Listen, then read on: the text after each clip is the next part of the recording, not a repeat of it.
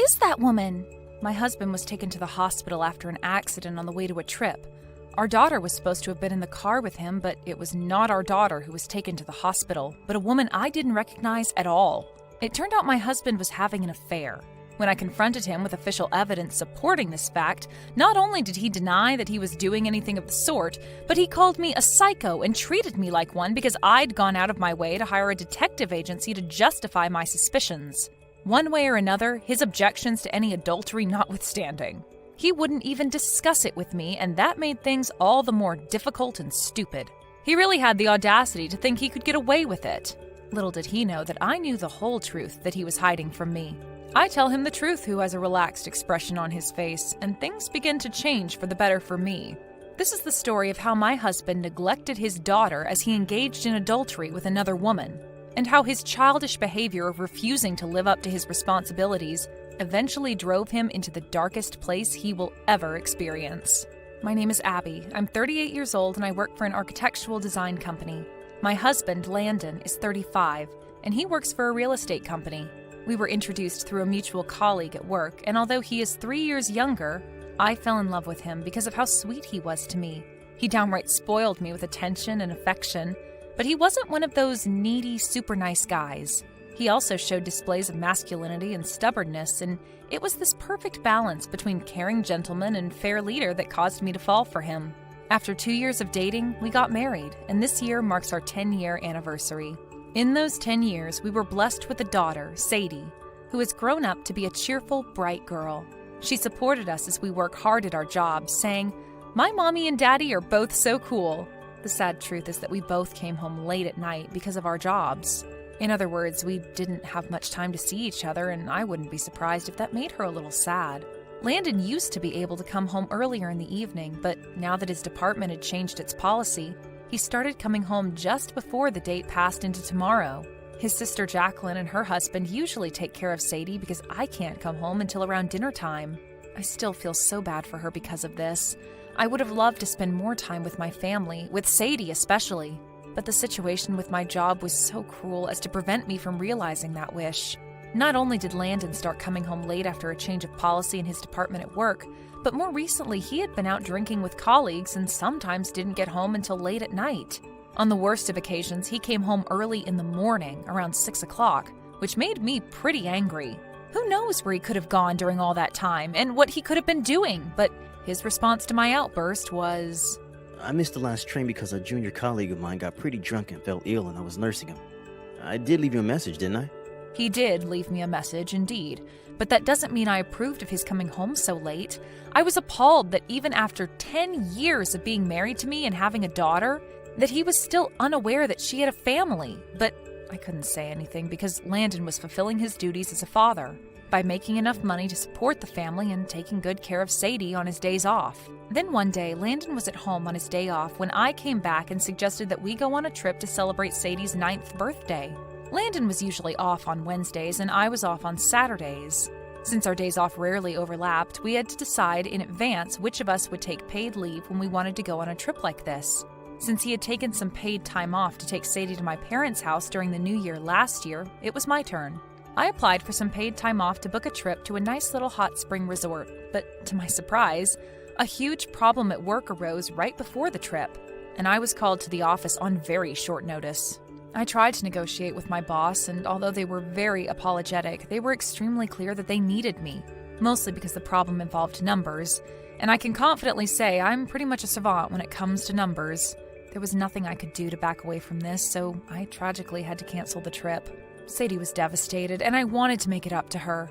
"Let's go to the theme park that you wanted to go to, Sadie. Let's go overnight. We'll definitely go this time." "Really? You promise?" "I promise, sweetheart, and I'm going to keep it, okay?" "Okay, Mommy. A pinky promise. Next time, don't break it, okay?" I crossed my fingers with Sadie and promised her that I would give the best trip of her life, and she finally showed me that beautiful smile of hers. Landon had gone to a lot of trouble to plan this trip, and to make matters worse, if we had to cancel, we would have to pay assorted cancellation fees. It would be a waste of money, and he had taken time off work for this trip. So I decided to let Sadie still go on the trip with her daddy if they both wanted to. "Are you sure you want to do this?" "You're the one who planned this whole thing, honey. You and Sadie should get some quality father-daughter every once in a while, right? Oh, and don't forget to bring back souvenirs. I sent Sadie and Landon off with a smile and went straight to work. I'd be lying if I said I didn't miss them, but as long as Sadie and my husband were having fun, that was all that mattered. That's what I thought at the time, and I immersed myself in my work. In the afternoon, when I was almost done with the problems at work, I received a call on my cell phone. I looked at the screen to see who it could be. A suspicious number I had never seen before was displayed. I answered it, and an unfamiliar masculine voice spoke into my ear. Is this the number of one Mrs. Abigail Chamberlain? Yes, it is. Abigail speaking. Good afternoon, ma'am. This is Dr. Michael Everett from the Blue Cross Hospital. I regret to inform you that your husband was in a vehicular accident. The call was from the Blue Cross Hospital telling me that my husband had been in an accident and was being transported to the hospital right as we spoke. Sadie must have been in the car with him, and both of them were being rushed to the hospital. I panicked so much once I heard this news, but I had to stay calm and take appropriate action. I started by telling my boss about the situation and asked them to let me leave early, which they immediately accepted. There was still work to be done, but the most difficult part had been dealt with that morning, and they could take it from there. I next had to rush to the hospital, but my workplace was pretty far from the Blue Cross, and it would take about an hour to get there. I wanted to know if Landon and Sadie were safe as soon as possible. With a sense of urgency, I called my mother-in-law, Cynthia. Oh, Abby, darling, what a nice surprise. Anything wrong? I'm afraid so, Cynthia. I just got a call from the Blue Cross Hospital. Landon and Sadie are in the ER because of an accident. I explained the situation and told my mother-in-law that it would take some time for me to get to the hospital. So I asked her to let me know how Sadie and her son were doing and quickly hopped onto the train. Cynthia happily obliged, and half an hour later, she called me back. I picked up the phone in a panic with the overwhelming fear that the worst had happened, nearly making me faint on the spot. But instead of depression or joy, the expression that I heard in Cynthia's tone of voice was confusion. Who the hell is that woman, Abby, dear? She says she's an acquaintance of yours. It took me a good few seconds to understand what she said. What? Cynthia, where's my daughter? Was Sadie not in the car? It looks like she wasn't, honey. I called Jacqueline earlier, and she said that Sadie was staying with her today. Sadie is safe. I was relieved to hear that my daughter was safe and sound, but that didn't mean I could stay calm. When I finally arrived at the hospital, I quickly went to my husband's room and demanded, "Who is that woman? Why was she in the car?" I interrogated him, but he didn't show any remorse and just said that he didn't know her. Cynthia, his mother, also questioned him with a harsher tone, and it was pretty much like a good cop, bad cop situation. But he merely repeated she was an acquaintance of mine, and she needed a ride to the train station fast, so he let her hop on, blah, blah, blah. He just kept making up excuses why he had an accident. I really thought she was an acquaintance of Abby's, but I guess I was deceived because you clearly don't recognize her. I really have no idea who the hell she is, and I really don't know how she knew me. But more to the freaking point, I've just been in a car accident, and nobody seems to care about me and how I feel. What's up with that? Landon just kept his mouth agape and moving, trying pretty hard to deprive us of an opportunity to talk, and to deflect the conversation away from the subject of the woman. I was so angry with him that I couldn't help but lash out. Then why the frick did you leave Sadie with your sister Jacqueline? You were supposed to be on a trip today, weren't you? I canceled it because I thought it wouldn't be much of a family trip without you, Abby. I wanted to go for a drive, too, and have some alone time. Even I need some of that from time to time, you know? So I asked Jacqueline to take Sadie with her while I was gone. Then that woman who said she's an acquaintance of Abby's asked for a ride to the train station fast. And she seemed to be in genuine trouble, so I gave her a ride. Landon kept repeating the same stupid points, and it was completely out of line. You must have been cheating on your lovely wife when you left your daughter alone and gave that other woman a ride, eh? I bet my soul that that's what you were doing, exactly like your dastardly father. Even Cynthia became angry at her son's attitude and interrogated him severely, but he sighed in annoyance and said, Do you know what, Mom?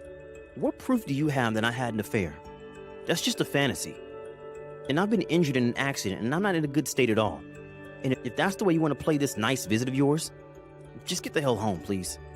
If you persist, I'll call the nurse to escort you out, all right? Landon had become the coldest man I'd ever seen, and it made me wonder if he was really an adult. I had so many more things to say, questions to ask, but if I stayed any longer, I really was going to be kicked out, since nurses had that authority. So Cynthia and I reluctantly left the room. If we couldn't get Landon to talk, I thought we could talk to the woman who had been taken to the hospital as well, but That went even worse, if that was even possible. Who are these people? I don't know them. I'm scared. Somebody please help me. As soon as she saw our faces, she started screaming and hit the nurse's call repeatedly without giving us an opportunity to ask her any questions. We felt that the shrieking banshee would disturb others, and we couldn't even speak a word to her, let alone get her to listen to what we had to say. We had no choice but to leave the room. I couldn't believe my husband's attitude, but we left the hospital anyway since business was futile at the moment. And after a brief conversation with Cynthia, I went to pick up Sadie from Jacqueline's flat. Fortunately, my daughter was safe and sound, and the doctor must have told her about her daddy, because as soon as I walked in through the front door, she showered me with questions. Is Daddy okay? Is he hurt? Can he come home? Your daddy's fine, sweetie. He's just a little banged up and a bit tired. The doctor said he had to stay a few weeks in the hospital, but he'll be back soon. I saw the look on her face as she cried and worried about her father. My husband, Landon Chamberlain, is the father of my child, and he was the most important person in her life. I was so shocked and angry that he really could be suspected of foul play. But it's certainly unreasonable to suspect infidelity without any evidence at this point. I didn't have time to do a background check on Landon's life for the past year or so myself. So I decided to hire a professional. Fortunately, Cynthia also suspected her son's infidelity, and she was happily cooperative in sparing some money to pay for the investigation. I'm afraid this is all I can do, but I still am so sorry about my son and his potentially scandalous actions. For darling Sadie's sake, let's settle this once and for all. It was a relief to hear her say that. While waiting for the results of the investigation by the detective agency to pour in, I was left alone with Sadie for a few days. She was so happy during these days and said, "You listen to me so well, Mommy, and your cooking is always so awesome." Something about the way she said, "You listen to me so well, Mommy," gave me a bad feeling in my stomach. Even though it was her daddy that usually took care of her, I took a small risk and asked her, "Don't you think it's Daddy that usually listens to you?" The moment I asked her that, Sadie's expression suddenly went dark and grave. She answered with, "Don't tell Daddy what I'm going to tell you, okay?" Then she began to tell me the truth about her father. Sadie told me that he never took care of her when I wasn't around, and that he was always on the phone talking to someone else. Whenever he wasn't on the phone, he treated her rather terribly, making her eat only frozen meals for dinner and going out himself, leaving her alone in a rather large house. Oh, honey, why didn't you tell me that Daddy was being mean to you? Because if I told you, Mommy, he'd get really mad at me. And I also pinky promised Daddy never to tell you. Please don't get mad at him. She said this with a very pained look on her face, as though she was the one doing something wrong here. To Sadie, to tell her mother about all these terrible things her daddy was doing to her, the mental strain must have been quite heavy and exhausting. Seeing Sadie like that made me explode with anger. I felt ashamed of the fact that Mr. Chamberlain had taken advantage of his own daughter's conscience and neglected her just to go off gallivanting with another woman. I hated myself with a burning passion because of my own obliviousness. I'd never known she was having such a hard time. I'm so sorry, Sadie. Dear, Mommy's here now, and I won't make you feel lonely anymore. As I held a smiling Sadie in my arms, I vowed to do anything to avenge her and the hard times she had to endure. And I was going to make that bastard pay for what he did to my little girl. A few days later, I got the results back from the detective agency, and sure enough, Mr. Chamberlain really was having an affair. It seems that the other woman was someone who worked for the same office as him, but what surprised me the most was that the affair had been going on for more than a year. This period of time coincided with the time when his department had changed policy, and he started coming home late. I thought of something that very well could be possible, so I checked with his company and found that his department had not changed policy at all, and that he was still able to come home in the early evening. In other words, the only reason he didn't come home until late at night was because he was meeting with the adulteress during that time. According to Sadie's story, every time I came home late, he left Sadie alone and went out with this other woman on his own. I don't need a husband who puts other women higher on his list of priorities than his daughter. With the evidence in hand, I went to see the bastard in the hospital. I called Cynthia in advance and told her everything, and she came with me. Remember when she had said something like, "Exactly like your dastardly father"? Well, she said that because she had been divorced from her husband when he was 18 years old, after he had had an affair with another woman himself. Cynthia, who knew better than most the sorrow of being cheated on, was so sad and so furious that her son had done the same thing to his own wife that upon going inside the hospital room, She lunged forward and tried to punch her son. I tried my darndest to stop her, but she was screaming in anger. Relieved that the room was completely private and had no other patients inside, I dragged the monstrous Cynthia outside the room and calmed her down. I reminded her that she was in a hospital room and she shouldn't disturb any of the other patients next door and down the hallway. What the hell was even that? Damn. I want a divorce. I have proof of your infidelity. Huh? I told you time and time again, I didn't have an affair. You still doubt me even after all of my assurances? Mr. Chamberlain consistently insisted that he hadn't committed adultery, and although I showed him the very real proof that he was, he adamantly claimed it was all forged. Look, I admit, I did something to make you suspicious, and that's all on me. But to purposefully falsify evidence just because I did something is it's insidious. It's just crazy.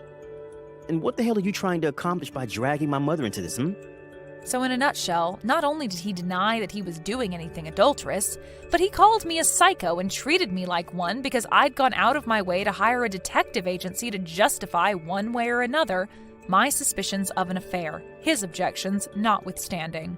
He was not going to confess to having an affair, no matter what I did. But I had another trick up my sleeve. Well, looks like I really can't do anything about it, and I understand. You're not going to admit to having any affair, even with all this evidence against you. You still claim it's false and emphasize your innocence. With that in mind, I can't divorce you, or rather, not on these grounds, but I can still divorce you on the grounds of child negligence. If you won't admit to the affair, that's fine, because I'll go through my lawyer and demand alimony on these new grounds that you neglected my daughter. That's fine, right? Because you're so innocent. Even if he denied the evidence, there's no explanation for what Sadie said. Even if he hadn't committed adultery, it doesn't change the fact that he abandoned our child on multiple occasions. I proceeded to confront him with the divorce papers, but his evident panic notwithstanding, he would still refuse to write down anything at all, let alone his signature. Seeing him in this pathetic state, Cynthia could no longer contain her anger. She slammed the table in front of him with great force. I don't remember raising you like this! You are an unfit parent for giving my granddaughter such a hard time! Even you're taking Abby's side, Mom? Sides? What the frick are you talking about now? If you hadn't caused the accident, you were planning to go on a trip with that woman whom you claim you don't know, right? Jacqueline told me that when you asked to leave Sadie with her. You said, both Abby and I are going on business trips, and used that as an excuse to leave her out of your adultery. How do you even explain this discrepancy? New information popping up left, right, and center for real. So apparently my husband was planning to lie to his own sister and leave Sadie with her and her husband so that they could go on a trip by themselves. I was beyond disgusted with him by this point. I couldn't even look at him as a man any longer. He thought Sadie wouldn't blab about it behind his back because she had a good conscience and kept her promises. But he was way too confident. I'm ashamed of myself for not realizing for 10 whole years that he was such an idiot. If you're not going to divorce me, we'll take this case to court. So, what'll it be, eh? I gave him one last push, and he glared at me, his mouth agape. I only brought my friend because I thought it would be a waste of time if we had to cancel anyway. And now you're all over me and belittling me like this? I'm Sadie's father, for frick's sake. You're trying to steal me away from her. Is that what you really want from her? He tried to tear me down this time, so I told him once and for all. You were never a father to Sadie, you bastard. If you were willing to abandon her with your sister because you just wanted some stupid fun as an adult, you're nothing but a source of pain in Sadie's life. Get lost. I told him on the spot that he was no longer welcome in Sadie's life. Perhaps he realized that no matter how hard he'd try, there was no way he could win this argument, and he reluctantly signed the divorce documents, evidently thinking it would be a worse idea to go to court. However, he was still saying that he didn't want to pay alimony and child support, and even under these circumstances, he was being even more selfish than ever. And that sent Cynthia's beautiful fist flying. Abby, my dear, we'll settle the alimony here. I will personally pay for it. What? But I'll make sure my stupid son pays up, so don't worry about it. I always find a way to get him to listen to me in the end, and I tell you, this is no exception. She promised me that, and then made her son sign a contract that officially bound him to paying her back for the debt he owed her. After that, I filed the divorce documents and was able to get a divorce without a hitch. Telling Sadie after the whole thing that her daddy was not coming back was among the hardest things I have ever had to do. But there was no way I couldn't tell her what had happened. So, Sadie, Daddy won't be home again, darling. I'm so sorry, but he did some bad things, and I thought saying goodbye to him was the best thing to do. But if you want to see him, you can, so don't worry. I know you're going to miss him, but I won't make you sad and lonely anymore. And I'll be here for you, always. You will? Pinky promise? Yes, honey, pinky promise. She finally showed me that beautiful smile of hers when our fingers crossed. A few months passed, and due to injuries that were difficult to heal, Mr. Chamberlain and the adulterous woman had to take time off work at the same time. This piqued the curiosity of the company's elite, who thought it strange that they had an accident at exactly the same time, and rumors of an affair were already circulating. Mr. Chamberlain and the adulteress are scheduled to be summoned before the vice president immediately upon their return to work, and they were told that they will be transferred to separate remote branches of the enterprise. The adulteress had repeatedly ignored my demands for alimony, so when I told her that I would file a lawsuit through my lawyer, she readily paid me in full. Mr. Chamberlain has a monthly child support bill from me, but there's no way he can pay it, not with his widow side job, and his mother refused to cover it for him, so he had no choice but to go into debt. I, on the other hand, have alimony, and the company was very considerate of me because they knew about the whole incident surrounding the accident. I'm now enjoying a happy time with my daughter, and I'm keeping the promise I made to Sadie by staying a few nights over at a nice amusement resort. Look, Mommy! Look! That character is so cute! Sadie is having the time of her life at the theme park. Seeing her beautiful smile, I made up my mind to stay together with her so that she could continue to spend her whole life with a smile on her face.